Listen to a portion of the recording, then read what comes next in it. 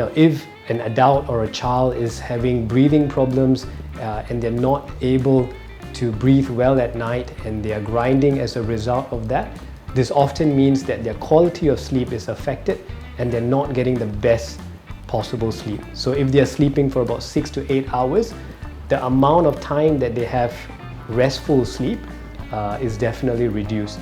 And this is where there's some treatments or there's some options available to correct the grinding, and this often results in them having better quality sleep.